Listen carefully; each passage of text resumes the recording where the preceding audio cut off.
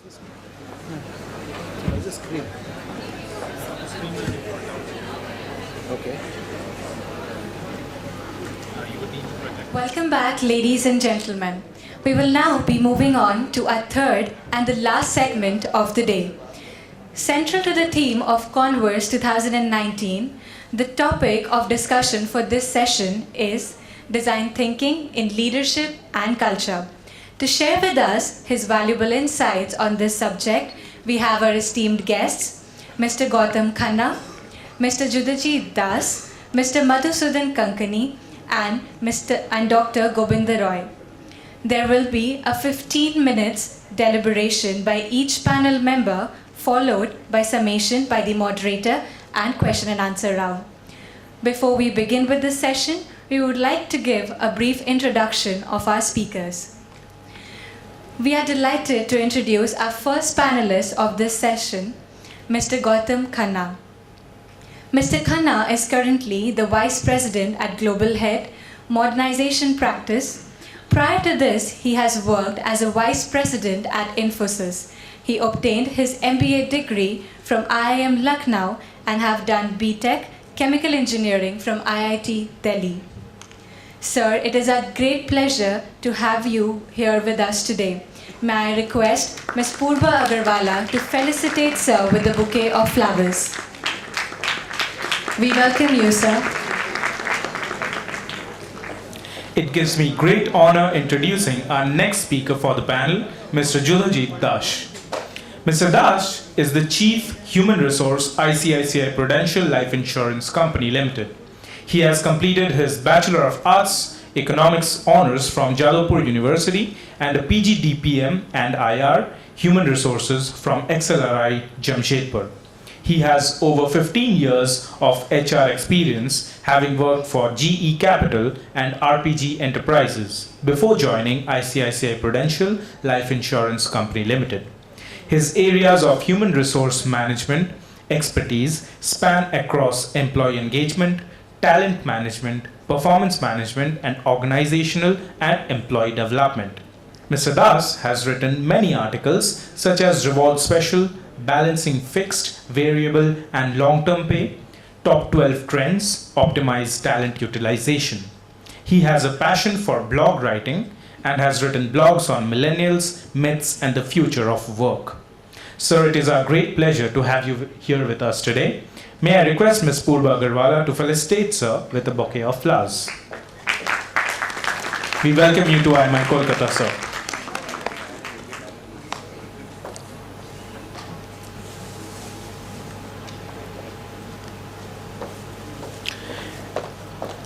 We are immensely delighted to introduce our next panelist for this session, Mr. Madhu Kankani.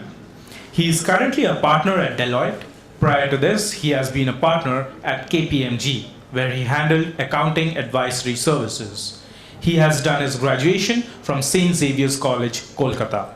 Sir, it is our great pleasure to have you here with us. May I request Ms. Purba Agarwala to felicitate Sir with a bouquet of flowers. We welcome you to IMIK Kolkata, sir. It gives me great honor introducing our last speaker and the moderator for the panel, Dr. Gobinda. Dr. Roy is the Assistant Professor of Marketing at IMIK Kolkata. He had completed his BE in Electronics and Telecommunication from Jadavpur University and has an MBA in System and Marketing Management from IIT Kharagpur. He has earned his PhD from IIT Kharagpur with his research on online marketing, social media marketing, market research, and small business consulting. An experienced professional in the corporate world, Dr. Roy has in-depth knowledge of telecom, IT, .com, small business consulting, market research, education industry, entrepreneurship, and social mentorship. In the past, he has worked in the area of pre-sales, solution architecting, operation management, IT administration, service assurance, and network planning. He has been involved in innovation consulting as the head of business consulting and market research. He was the founder head of Lakshya Foundation and was primarily involved in business consulting for IT telecom solutions. He was the co-founder and managing partner of Embrace the Leadership. He has played roles of a manager and as a project guide and mentor at VSNL. He was the senior manager at Reliance Communication and chief consultant at Wordsmith Communication. He is presently involved in mentoring startups at CIIE, IIM Ahmedabad, Sankalp Forum, Expressario, and IIM Calcutta. Sir, it is a great pleasure to have you here with us today. May I request Ms. Purva Agarwal to felicitate Sir with a bouquet of flowers. We welcome you at IMIK Kolkata, sir. We would now request our respected moderator to carry this discussion forward. Over to you, sir.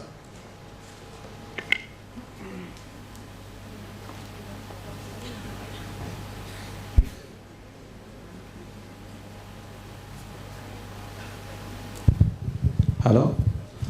Good afternoon. We have the industry experts here. So without much introduction, I'm going to our first speaker. I request Mr. Madhu Kankani to share your views on these topics.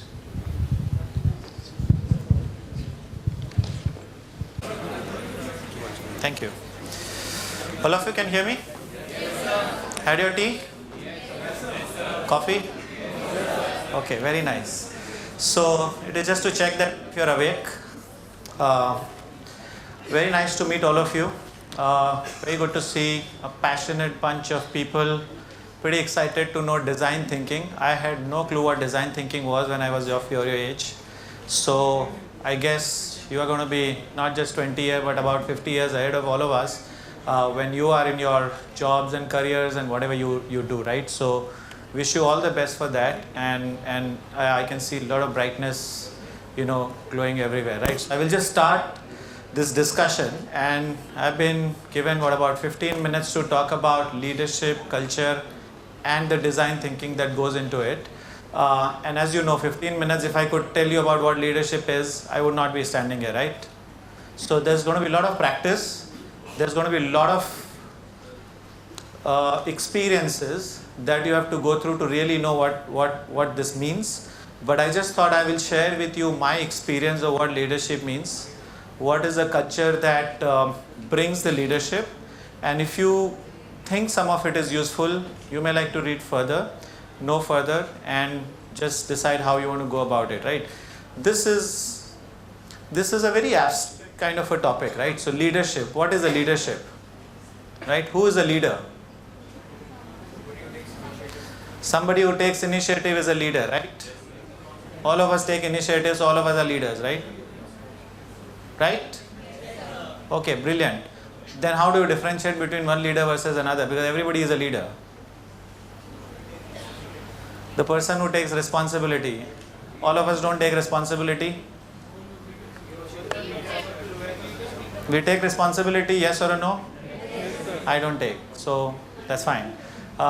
So you take initiative, you take responsibility, but is that all, right? Leadership it's very different, right? I mean, in our own right, all of us are leaders, right? And most of you will be leaders, right? When you go through, you are studying here and you're going through all these courses and you're meeting so many people.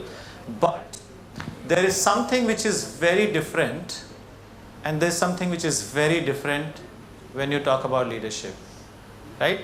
And there are some examples that I can share with you of how we have seen things panning. Just remember one thing, okay? Leadership is an art that can be practiced. Okay? Leadership is something that is an acquired skill. Many a times we say leaders are born leaders. Research has proved that is not always the case. So if you want to be a leader, you can be a leader if you start practicing now, right? So I think therefore just keep this thing in mind and try and become a leader, right? I mean, many of us get lost in the way, and you have to gather your thoughts again. So really, what is about leadership, right? It is about, what did you say? Responsibility, initiative. But if you see what leadership is, it is about leading others. right? So leadership is seldom about yourself, but it is more about others, right? What do you do for others and how selfless you are. 90% of the time I think if I am a leader, it's got to be everything about me, right? I'm in the room, I'm sitting on this chair, Madhu, Kankani, you are the leader, right? But when it gets to that level, then I'm actually not a leader, right? It is all about how I bring people and make people leaders, and it is not about me, right? And if you see leaders who you admire or who you want to follow, they will most likely have this quality. It will be less about themselves, though in the end they are the one who are called leader, but it is more about their teams, their people, their society, their community, and that's what makes them a good leader, right? But in their own behavior, it will be very selfless, right? So you are taking care of those you are in charge, and you are not thinking about yourself, right? Famously, Jack Welch said this: before you are a leader, you think about yourself, right? At this moment, all of you are thinking about yourself, right? I want to be PhD, I want to get this job, I want to get in this industry, I want to become a CEO, all of this is. And this is absolutely valid expectation of your career and your life from you at this point of time. But once you are a leader, then it is about growing others, right? Not about yourself. And this is not me, right? This is all the people that you actually follow are writing about this, right? What is this? Sorry? 1993 World Cup team. 83 World Cup team. And there is a Kapil Dev in between. Can you see that? Yeah, okay. There is no Kapil Dev here. This is Infosys management team that started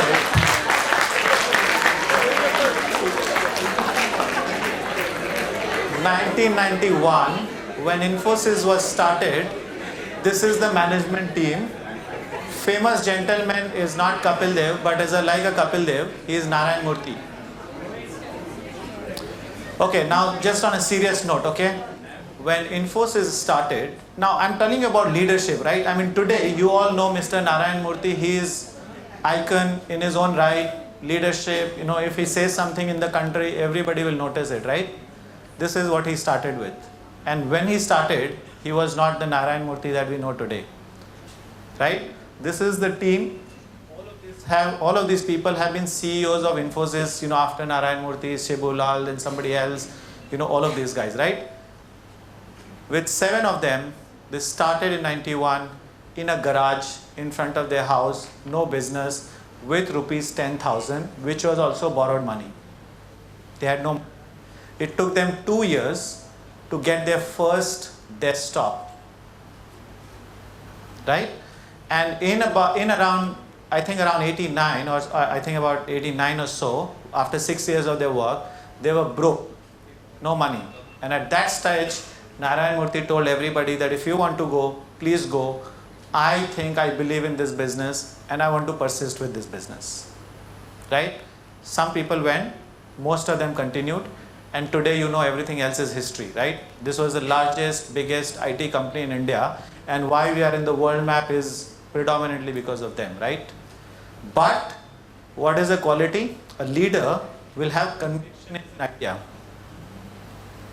right? Even if you say it was a 1983, you actually have a conviction in yourself, right? You are not there, nobody gave you a chance, but you wanted to do something, you wanted to prove something, and you believed in yourself. So you got to have your own conviction. You need to have a team that works with you, that supports you, and then you are a leader. What is this? Brian Acton, right? And Jan Kuhn. 2011 applied for a job in Facebook. They were both of them rejected. You heard about them? Both of them rejected, right? What did they finally do? Before that, they did something else. They sold their business to Facebook, which all of us know, right? After they got rejected, they were completely broken. They went on a holiday. Okay, we all can do that. So they went there, they actually thought about it, right? That we think there is a business idea that we have and we can make it work. So they were not dejected because Facebook had rejected them, right? They came back, they started investing in this idea and they persisted with it. They failed at least 15 times. At least 15 times before even they could think about a WhatsApp and how this will work. And today, we all operate it, right? They sold this business for $19 billion to Facebook in 2015. 4 years time, 0 to $19 billion. Right? The highest return that you could ever get in a business. Right? What was the thing? They were really passionate. They actually believed that they had an idea and they had to give it a chance. Who is he? Right? Now, this is a very different story, right? This is not about, okay, I made it big and Google is big, right? We can't survive without Google, once I go out of this room, right? Everybody, YouTube and, Google and Maps and all of that is history. Everybody knows about it, right? This is about culture. Okay? So they were creating, and again, they went through the same thing, right? There's something to do with garage because he also started with garage. So if, I was also thinking maybe if I have to be successful, I need to have a garage, right, with me, and I don't have. So, but then I think he started, failed, eventually, he got a $250,000 of funding, and then I think the world changed, from engine to everything else that he created. But this is more about people and culture, right? There is something that they promote which others don't seem to get it. Innovation. Why does all the good ideas come to them and not us? Right? It is not a fluke, and it is also not about some brilliant people. This is the culture that they promote, and I don't know if you do Google, you will find 20% of employees' time in Google is given to innovation. You are free to do what you want. Just think out of the box, think whatever random stuff that you want, try, experiment, maybe something comes out of it. Now when you promote a culture like this, you're bound to innovate, you will succeed. But more than that, this also tells you about leadership and the culture of an organization, right? How do you create giants? How do you create, Googles of the world? Right? What does this tell about you? This tell about leadership.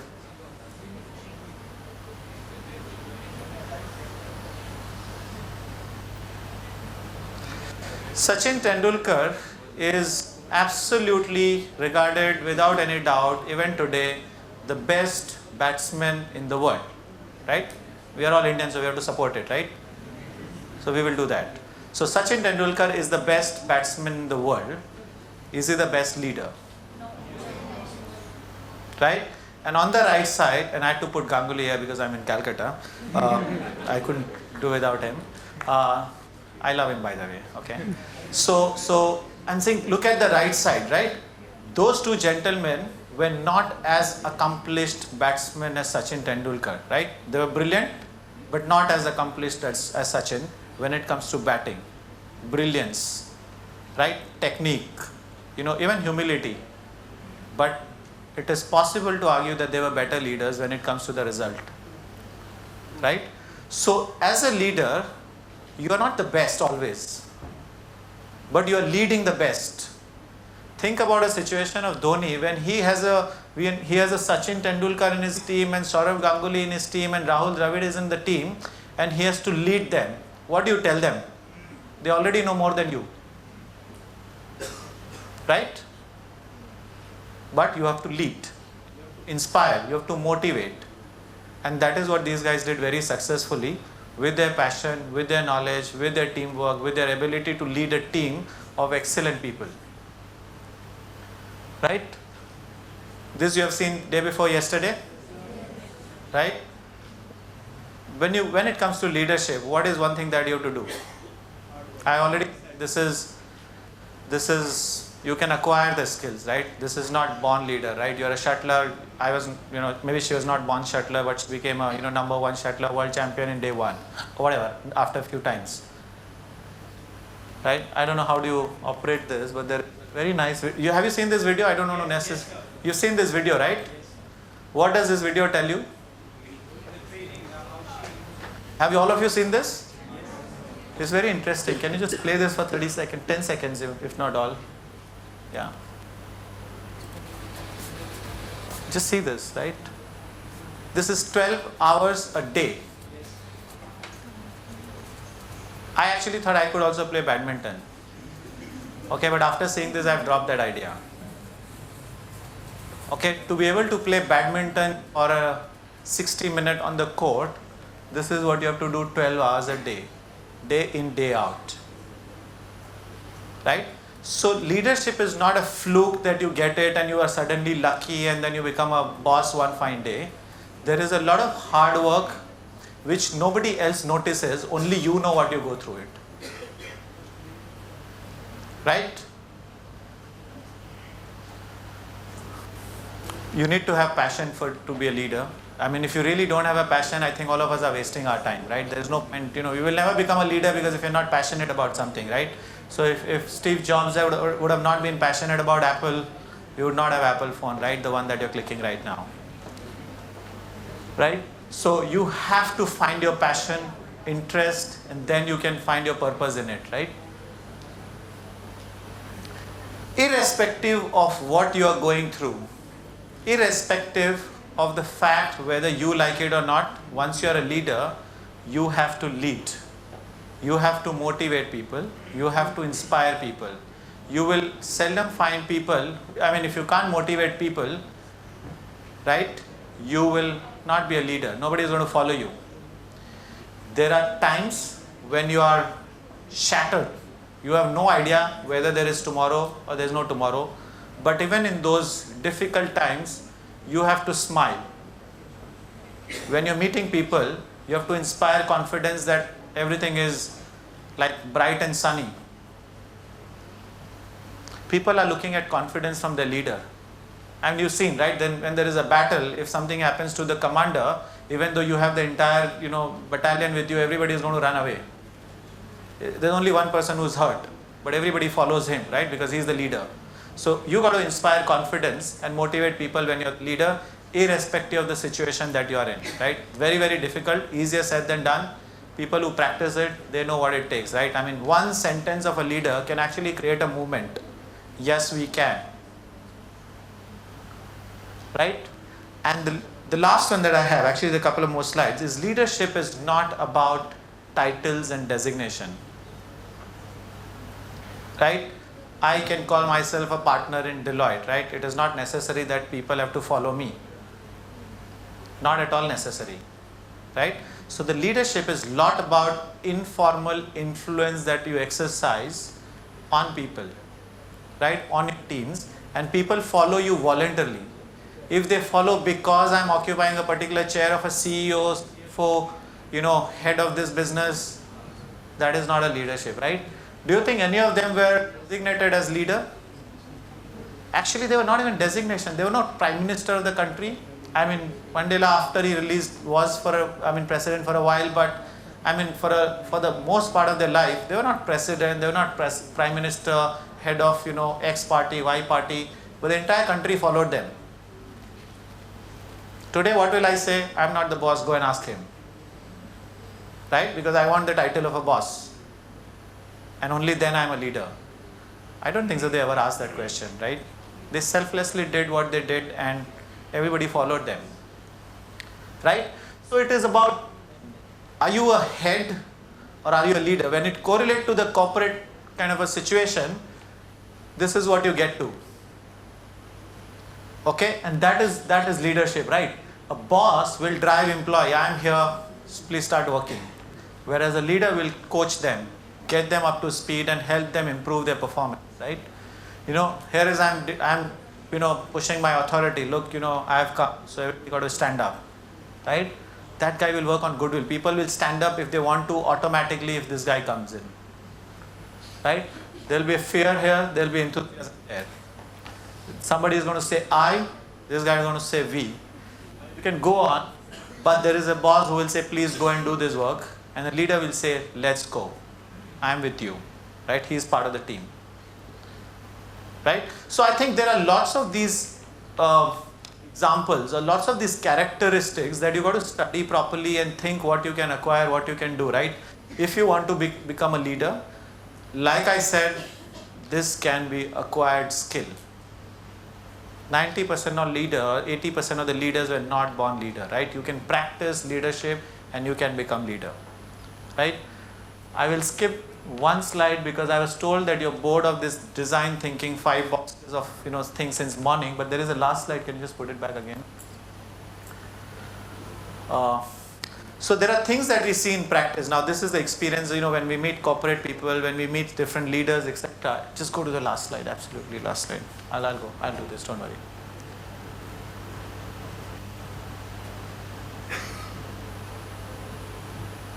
Yeah, so some tips. This is not all about leadership, but leadership is not only about corporate, right? I think you should know there is a purpose behind it. And eventually you can be in corporate trying to solve a problem, but you're actually solving a problem.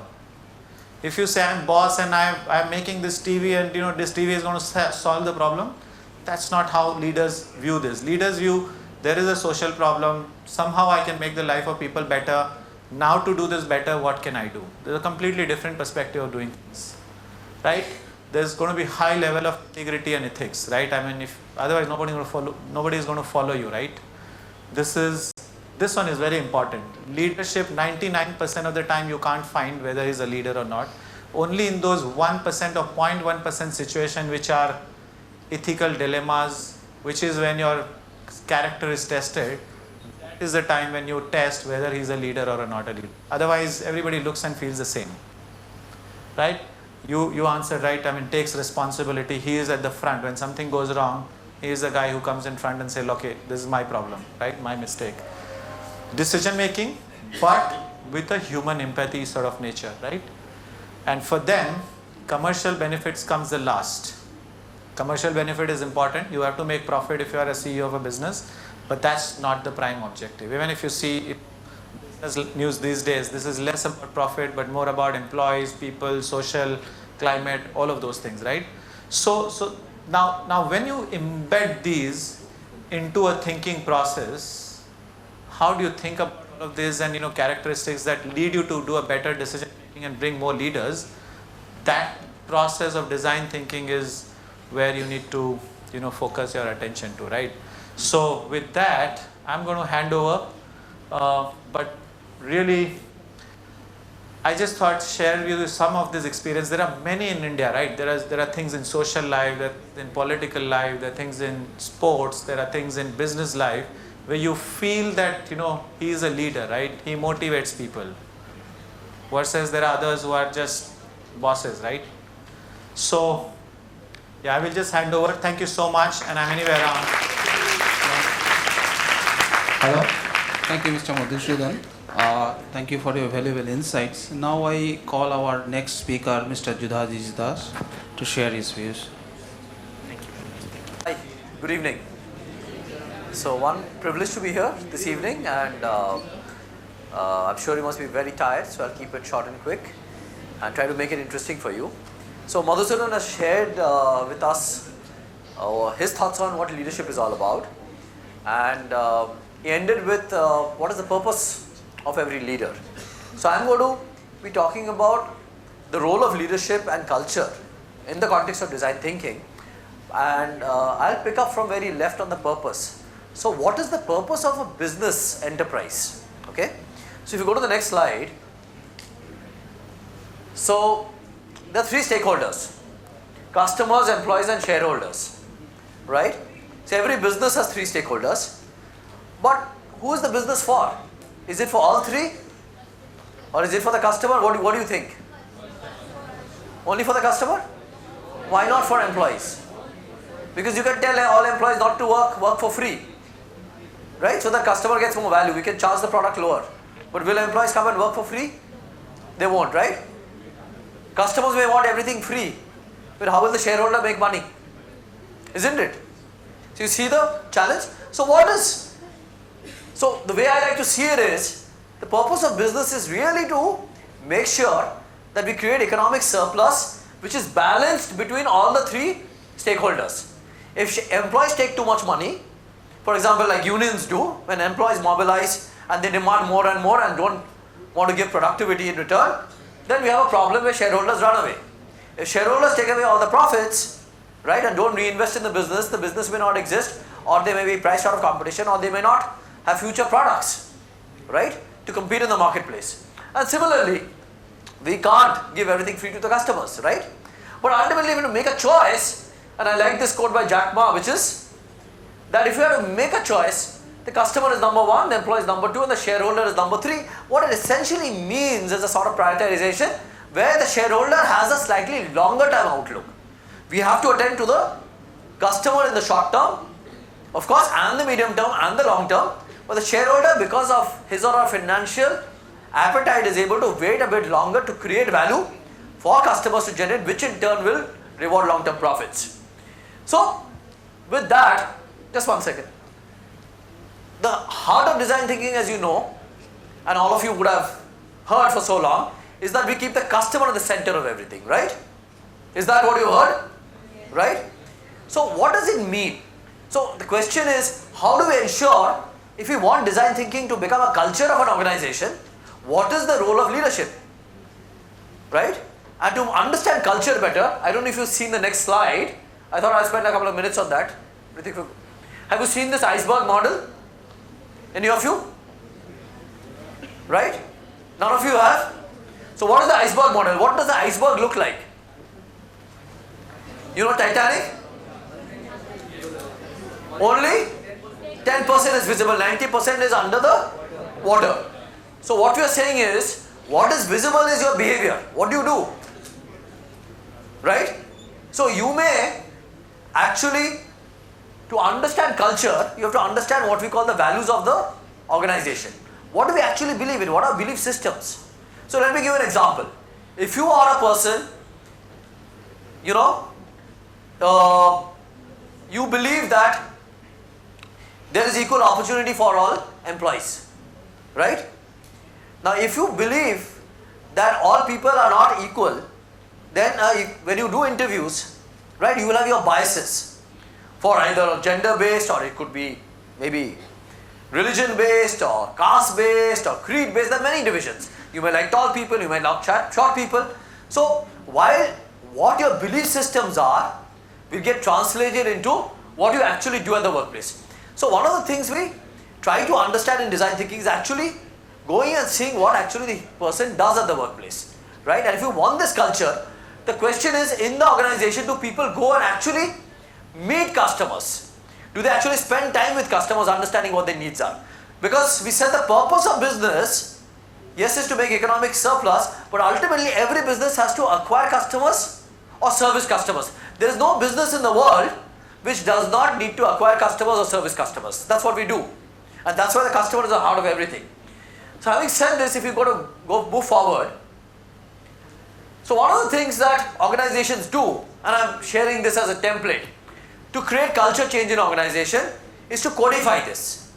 So in this context, what we have shown is, I don't know if you can read it, we have what are called behavior statements. So if you see service excellence, so in ICICI Prudential Life we say, service excellence is an important area of focus that all leaders have to demonstrate, right? So we have written down, based on your level in the organization, what are the behaviors? So if you look at it, do you meet customers to understand their needs? And we actually do a 360 feedback of people to say, are you actually doing it well, not so well, poorly, on a 5-point scale, right?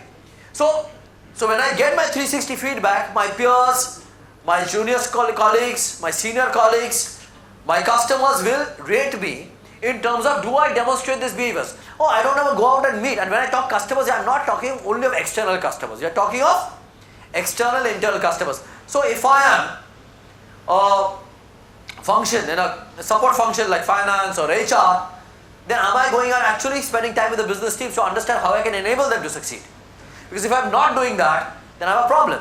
Or if I'm in marketing or consumer insights or even sales, and for that matter, we are saying everybody in the leadership team should go and actually spend time meeting customers. Now you can also make it into a discipline and say there has to be 2 customer visits a day.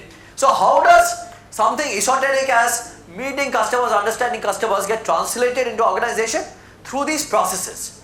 So I'm trying to give you a flavor that in an organization, if we want to drive a particular behavior, what we do is we ask you to go, we do a 360 feedback and hold a mirror to your face and say, hey, this is what you seem to be like. You may look great, you may look ugly. So we codify it and give you feedback on that. Similarly, there are other things. The next one, if you see, simplifies processes for delivering superior customer experience. Do you actually do it? Do you make complicated processes? Or do you actually simplify processes? These are the questions that we ask people to rate. So if you see, there are 4 or 5 statements, and we have this last statement which is designs and deploys digital solutions as a force multiplier. So if you are not seen to be digitizing the workplace, well, we are saying you need to do that. So what do these statements do in organizations?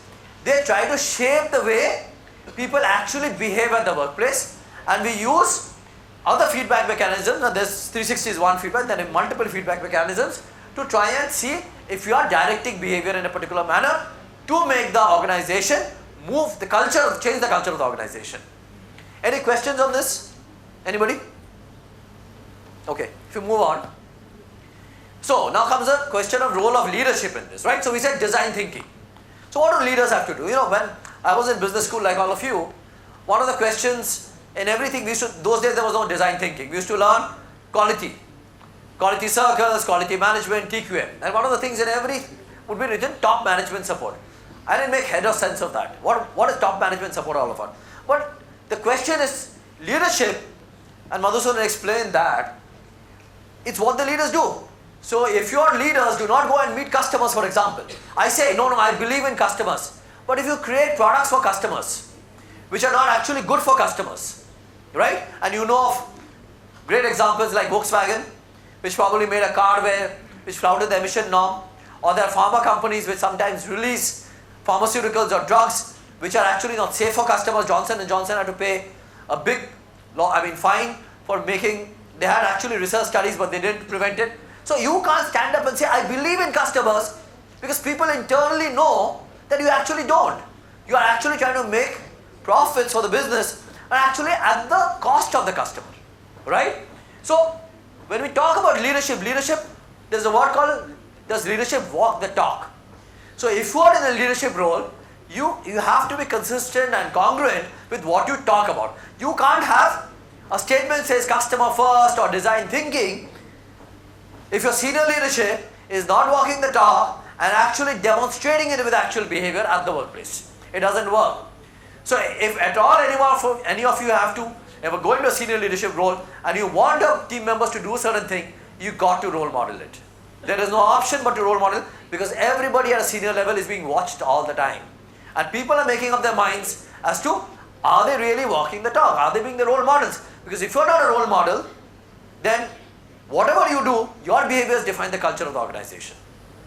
So lead by example. Now, one of the challenges of leadership is to challenge status quo. All of us are paid in leadership to question and to challenge existing mindsets, right? There is always a tendency to gravitate towards status quo. Now, how do you change it, right? How to challenge, how to create a culture where people actually can ask questions. Now, organizations are not democracies. I want to also, the organization, there is a strategy. The strategy is set by the leadership team. Everybody cannot challenge the strategy, right? But everybody has a voice to ask questions and clarify. You can always ask questions. You can always say, why do we do what we do? Could you please explain to me why we are doing this? You can always suggest, right? So there is a red line or a thin line between questioning and saying and being disobedient, right? But questioning is welcome, because if you don't question, you will not be able to improve the organization. So what is the organization's appetite to question? And typically, which is why we love young management trainees to come in, because they come with a fresh perspective, fresh insight, and say, is this really making sense or not making sense? So our company policies, our processes, whether it's employee policies or even customer policies for that matter, will depend on existing mental models that are there, and we want people to. So I'll give you an example. 7-8 years back when digitization came, there's a word called SMAC.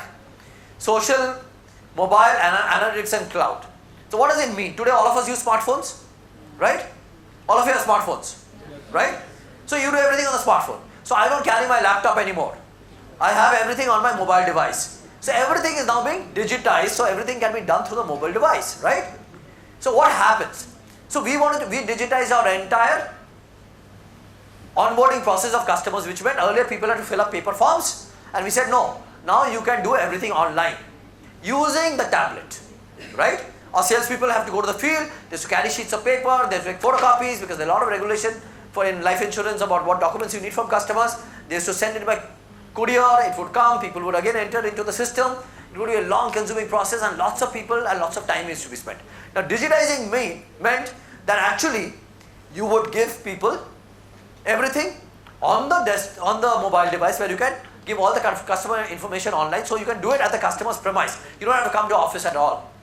What it meant is that a shift in mindset that look, there's nothing called attendance time anymore, or nothing called logging in hours, because technically you're supposed to be in the field and you're supposed to be meeting customers, and that's what your job.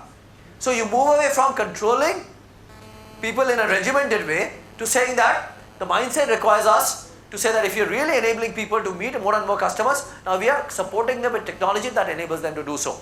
And there was this one big debate that happened. When do we give these tablets to? Because we have a lot of attrition in our early period.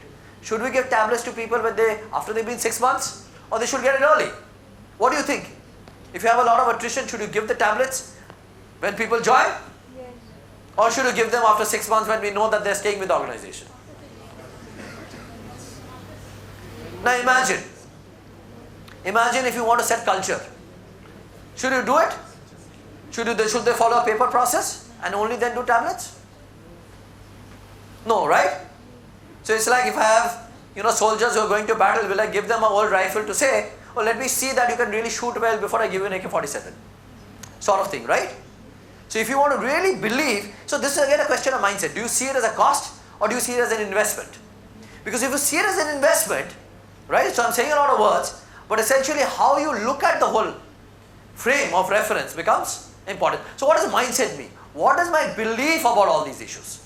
If I believe, no, I want to control, I don't want people to run away with tablets, because at the end of the day, I believe that everybody runs away and they will take all my tablets away, then I'm thinking of policing people. But if I say, no, I believe that most people will be honest and then return the tablet before they go, then I don't have to do it, I can give it at day one. So your beliefs about people also decides. If you generally believe that most people want to do work hard, then you will not want to control them. And the reason I'm saying it is, at the crux of all this, everything that we do, from a leadership perspective, is what are your fundamental beliefs about people? Do you believe that people actually want to, all of you might have heard of theory X and theory Y at an extreme level. Do you believe that people want to work hard, want to succeed, want to grow in life? Or do people believe that people want to shirk work and they are always looking at how to avoid work? That defines the way you define policies in the organization. Similarly about customer. Do I expect customers to keep stealing? Or do I expect customers to always take me for a ride? Or do I expect to what do I want customers to be made a fool of? A lot of financial services industries have been fined heavily because they sold toxic product to customers, right? Because we said that, okay, customer doesn't understand, the customer is not so clever, so let us fool the customer by selling them products or charge them for products which they don't understand and make a lot of money in it, right? So large financial services organizations globally have come under a lot of flack for doing this, right? So the mindset in which you approach things, it becomes very important, and that goes for any kind of change management in an organization, including design thinking. And lastly, how do we encourage people to listen, draw inferences and insights? So the whole idea is not reporting data. The whole idea is actually going and listening to the voice of the customer, right? So like we say, the voice of the employee, we listen to the voice of the customer, and of course we listen to the voice of the shareholder as well. And if you combine all of that and integrate it, then you create a viable business model. How much time do I have? Okay, just 2 minutes more. 14 minutes. Huh? 14 minutes. Okay, thank you. Next slide. So I'll just give one example. In change management, one of the things that you do, and HR has a big role to play in the whole change management process, in culture, right?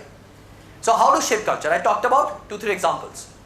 I said that, okay, if you want to change culture, firstly, leadership has to walk the talk, right? But the other thing is we need to tell people what they need to do. So there is a lot of communication that matters. So for example, when in ICICI group we wanted to do design thinking, we did a lot of communication from the chief executive and down the line on what design thinking is all about. We conducted training workshops and trained a lot of people on how to apply design thinking at the workplace. Then we said, for example, and I worked with G Capital earlier, and in ICICI also, we linked up that everybody has to do projects in this area. So that they have to also identify a project, identify a process, identify a policy where they're going to actually spend time thinking through and applying it at the workplace and improving something for the customer. So you see how you link it up through organizational processes so it becomes a way of life. And finally you reward people, which is either recognize them for the good work they're doing, and in G, for example, when it was doing Six Sigma, it was mandatory that you had to do 2 Six Sigma projects if you wanted to be promoted as a AVP. From manager to AVP, you had to go through a black belt training and you had to go through Six Sigma. So I'm giving you a flavor of how organizations drive change by aligning what they want to do in an organization with their various processes, right? And particularly among them, these 4 are the most important. One very important aspect is structure, but I'm not spending time on that. But these are the 4 levers that every organization typically use in driving change or driving culture in an organization. And culture is always about adoption of certain behaviors or the behaviors that you see. Last slide. Okay, I talked about this. If you go to the next slide. So in closing, so what is it all about? If we want design thinking, we don't want it as a process. It has to be a way of life. Now, how does it become a way of life? One, when you apply it on life projects and not just do workshops on it. So actually everybody does projects in the organization. You create a spirit of experimentation, right? Nobody should, if you punish people for failure, oh, you spent too much of money. You killed experimentation. And let me tell you, there is this brilliant serial called Genius on Netflix, if any of you are interested. You know, the amount of waste that happens in creating innovation, right? I don't know if any of you have seen it, but I would really urge you, because it pits 2 inventors, one against another, right? And it talks about Edison versus Tesla or Gates versus Jobs. And it's a brilliant serial, but what it teaches you, that behind any innovation, hours and hours and thousands and millions of dollars have been spent. Because path breaking happens through only trial and retrial. It doesn't happen. You don't wake up tomorrow and become an innovator. A lot of effort goes over long periods of time to create fundamental innovation. Collaboration is very important, because without collaboration, no organization survives. So how do people collaborate to make it work? I talked about listening to ground realities.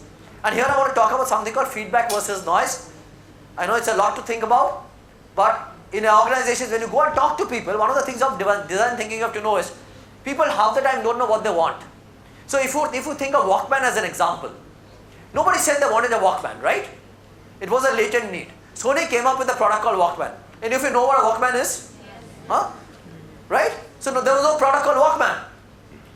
Sony came up with the idea of Walkman, because if you went to our customers and say, oh, do you want an iPhone? They would not be able to imagine what an iPhone is. But what is Jobs' genius? That he could anticipate what latent needs are, and all of you are going to be in business, you all need to understand what are latent needs, not just felt needs, or because customers sometimes you can't even imagine what they need. It's up to marketers to think about getting the insight and figuring out. So the heart of design thinking, I'll end with an example, is this very famous example of Gillette. I don't know if you've heard of it, because I've spoken about it.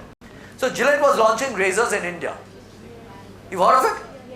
All of you heard of it? Yes, sir. Okay, so what was the reason why it bombed? Sorry? One of you. Running water, right? So sometimes you have to go back and see how customers do it. Excellent example. So good that somebody talked about it. But that's the real stuff, right? To go back and figure out what actually works and then figuring out how to do it. I'll probably give one more example to talk about. So for example, if you look at cars, if you drive a car and you're carrying files and you're carrying a cup of coffee, what happens when you want to open the car door? What do? You have to keep it on the bonnet or the top of the car, isn't it? Now imagine if there was a flap which would open up when you keep the coffee safely so it would not spill. So what is it? You see actually that people are walking up and they're carrying lots of files and bags when they're coming out of office, and they're actually carrying a cup of coffee in their hand, or they're coming out of the house and you come to the driveway. Now you take the key out from your pocket. Now what do? You're going to either keep it on the floor or you keep your coffee on the top of the car, and sometimes it spills. So if you have a small thing which you just press and the flap comes out, or you have a place to keep for example, the coffee mug, you don't have to do all that, right? So design thinking goes back to actually seeing what people do and building it as a, so which is really a lot about asking questions. So maybe I look forward to having a lot of questions once our session, all our individual talks are over, and hopefully we'll challenge a few of your assumptions. Thank you very much.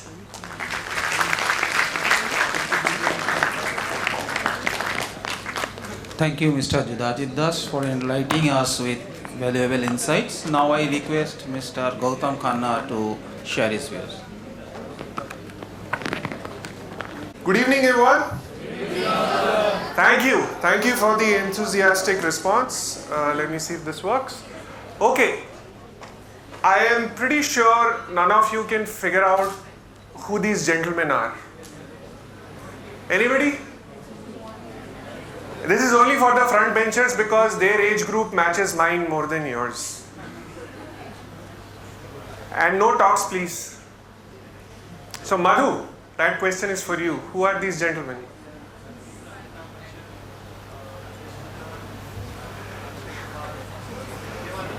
So let's go to the next slide.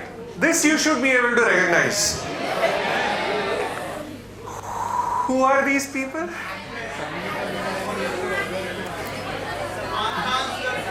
Thank you. Thank you. So, at the end of the day, when everything has been spoken and done, I feel like the 7th girlfriend of Salman Khan. Right? Because I know there will be another one. Maybe tomorrow, I don't know. Right? I have very little time with you. And whatever was supposed to be said and done has already been done. Right? So I'll make all efforts to have your attention. Now these, by the way, I've used that keynote in US, are the 7 husbands of Elizabeth Taylor. You can Google her and figure out who. By the way, she had 8 marriages because one of them, as somebody can say, yeah, there are 2 of them. She married him twice and then divorced him. Okay. So, okay, thank you.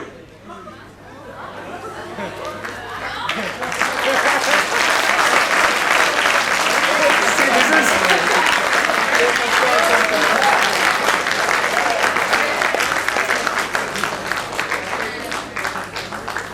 But see, your college spent good money to get me here. Right? So I have to say something. Right? So this thank you is for you to give me about 5 to 7 minutes. I promise I'll finish within that. Right? So the mic is giving way in between, but let's see if it holds up. So, a lot of people have spoken about what works or what has worked in design thinking, right? Now there is this interesting story from World War II when they were bombing runs from the United Kingdom into Germany, and they were trying to figure out where to fortify the bombers. So when the bombers came back, they saw they had holes in them, right? Gunners were actually gunning after the bombers.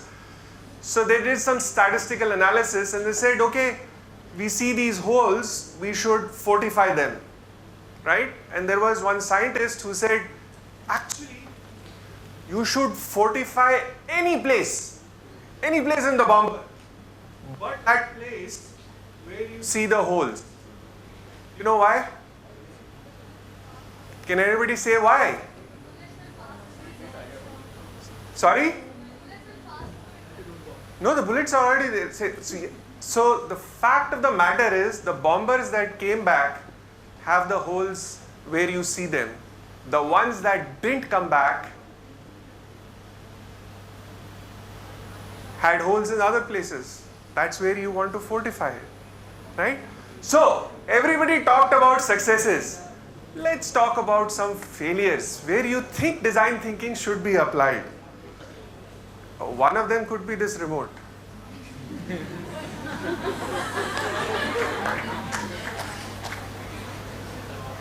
It's you or me. Okay. Yeah.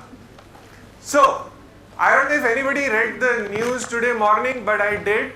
And I just put these slides on the fly because I actually complained about Air India to Air India. But I think the minister said, whoever gets Air India will be very lucky. It's actually a quote in the news. I don't know what he was thinking. But this is Air India. I don't know if you can see at the back, but there are tables taped. There are screws falling out of a national airline. And this is very recent. And actually that's on the first class and business class. So the point is, this is a service of a national carrier, right? This is what could use design thinking. Do you agree? Yes. Okay, now let's get to something more controversial. And we lose the whole plot. Okay, can you make out what this is? It's a podium. It's actually the podium of the main seminar hall of one of the premier institutes of this country. Okay? I have blanked out the logo because that's the logo of that institute. Can you see at the bottom right hand corner what is going on? Can you make out? That poor lectern had one of the legs missing, so somebody put a wooden leg to it, literally. Okay? Now that's not all. I actually went through the orientation process of this college because my daughter got admission to that college, right? And the hostels were given after the classes started. The schedule was not put up, okay? The kids are just running helter-skelter. It is a horrible process. Can you use design thinking? Do you agree? So think about using design thinking in your own college for your processes. Right? So the topic, right? The topic was, what's the relation between these three? Right? So I had written down some points and I don't want to bore you with all of them. So we'll quickly go through these slides, right? They are made, everybody agrees? Yes. By how much proportion? 70%. So there have been studies done on fraternal twins who have shared 100% of the genes and 50% of the genes. For women twins and men twins. And they figured out approximately only 30% can be attributed to who you are born with, who you are born as, and where you are born, right? It's not under your control. 70% is under your control, right? The remote may not be under your control at times, but it will happen. Okay. Leadership, right? Fundamentally, so a lot of people, so leadership primarily, and please understand that, is about an influencing process. You as a leader are trying to influence a group of individuals, human beings, humans, okay, not machines. What happens to leaders? When they grow up in the hierarchy, they start seeing people as line items on an Excel sheet. It's the first casualty. Okay, so a pop quiz question. In design thinking, what is the first step? Beautiful. Who said that? This is not fair. I heard one person say it. Radhika. Yes, ma'am. And we'll need one more volunteer. Sukanya. Who is Sukanya? Who is Sukanya? Two people on the stage quickly. Come on. Quickly. Quickly. Somebody has to catch a flight and I need to close this presentation in 7 minutes. Let's see if we can do some empathy here, right? You're all bored, aren't you? No. You're not? Good. Then we are doing well. Quickly. Why don't you come here? without falling off the stage? Yes, ma'am. So, one of you it's going to be easy to remove. Why don't you remove your shoes? Okay. So, what is empathy? How do you empathize with somebody? Sorry? Somebody said that. Putting yourself in the other person's shoes. So let's do this, right? Why did you keep your shoes so far away? Can you bring them here? No, don't wear them. Just keep them here.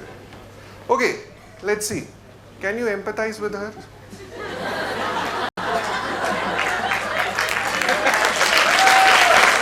Please empathize with her.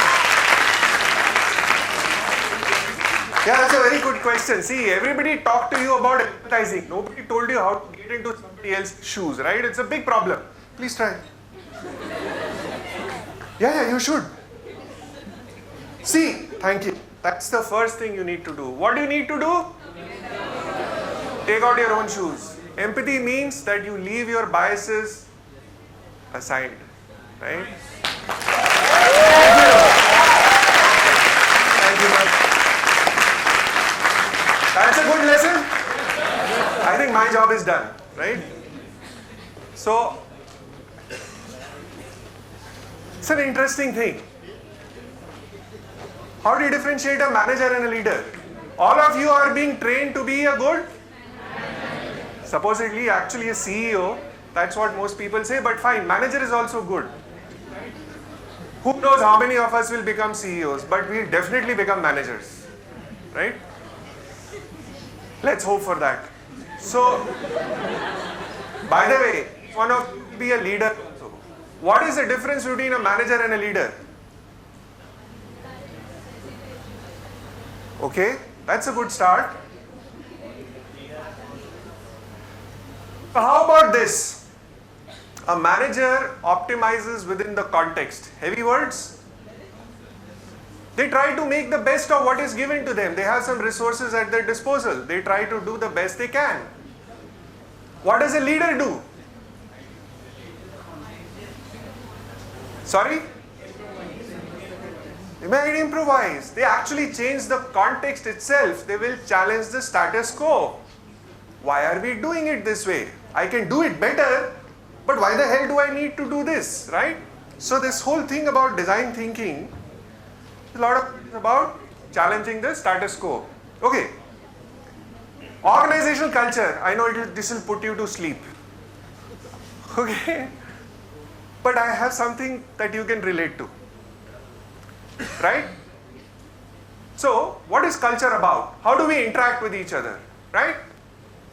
The first one is beliefs. What we think is true without questioning, for the most part, right? And I want to use some college examples in this, some humorous ones. I hope my humor doesn't fall flat, but let's try. The first one, when we were in engineering college, with one of the 5 IITs in those days, I'm very old, only 5 were there. We used to think we are the best engineers that this country produces, right? It's a belief. Probably true, probably not true, but we are taking it for granted. What we hold dear, now that was a hallmark of the IIT that I come, competitiveness. And that's a value, something that we used to hold dear so much that we used to pretty much cut the other guy's throat to get better marks. Not a good value system to have, but that's what it was. Norms, unwritten rules of the game. Now this is an interesting one. So what are norms? Unwritten rules. For example, are you staying in a hostel? Most of you? Yeah. So if one of your wingmates takes you to the movie Mohenjo-daro, suppose you had gone. Anybody read that movie? Yes. Oh, my apologies to you guys. Did somebody in your group become the leader and say, we should go watch Mohenjo-daro? Maybe, yeah, there is somebody, right? So in our hostel, what we used to do was, if somebody would do that to us, the unwritten rule of the game was, there would be kambal pitai at the evening. You know what kambal pitai is? Yes, excellent. Then I don't need to explain it. But that's a norm. Okay? So as a leader, how do you create a culture in your organization?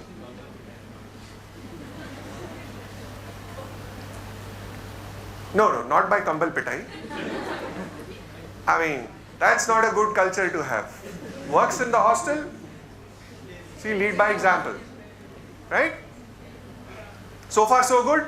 Now, this is what you learnt about design thinking. If I just replace the core by leadership, it actually holds, right? And this is pretty much my last slide. So, as a leader, what should you do? Now, some of it may not be relevant to you as you go into the lowest rung in an organization, but as you progress up in the hierarchy, please ensure that you don't lose touch with the lowest rung. Second, meet clients to understand what's going on. Whatever products, services your company sells, you need to understand how it is, how the rubber meets the road, how is it being consumed by your customers.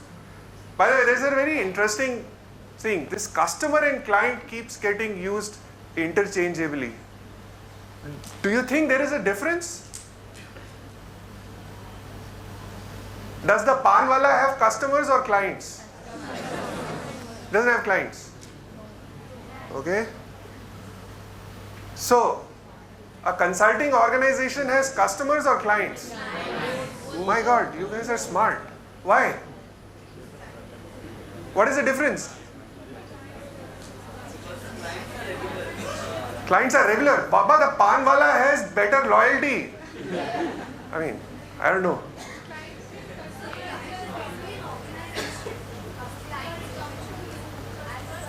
For professional services. It's a fundamental difference. But anyway, something again that I thought I'll leave with you. Push the envelope, prototype, continuously learn and improve. There are some easy peasy things.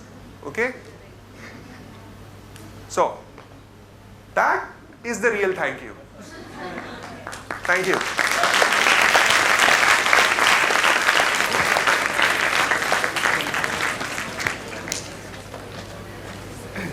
Gautam Khanna for sharing views and your exercise really on the empathy. Now I request all presenter to come on dais.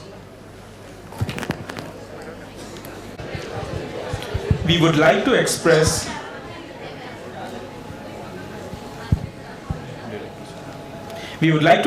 our gratitude to our esteemed guests for enlightening us with their valuable insights on how our leaders can implement design thinking and innovation in order to create meaningful business matrices.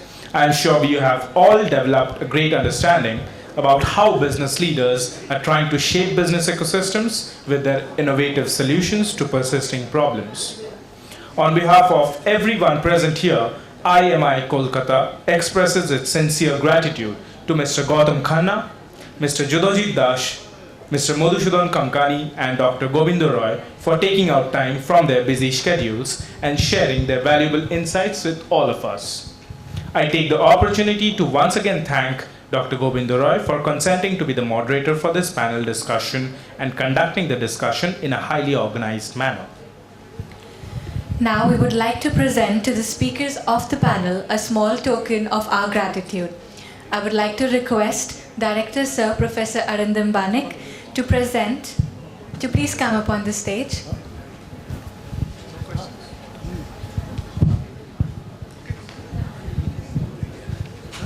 Request Sir to present Mr. Gautam Khanna with our token of sincere appreciation. Sir, it was a pleasure having you as a guest. Kindly accept the memento. Mr. Judhajit Das, we are honored to have you here with us today. Please accept the memento as a token of our gratitude. Mr. Madhu Kankani, it was a privilege listening to you, sir. Kindly accept the memento as a gesture of our appreciation. Dr. Gobinda, sir, it was a pleasure having you here with us today. Please accept the memento as a gesture of our gratitude.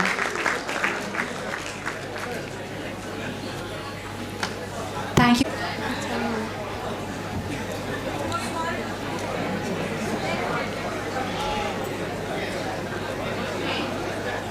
IMIK family, we would like to express our sincere gratitude to the revered guests from the industry, Director Sir, faculty members, administrative staff, and my dear friends for making today's events successful.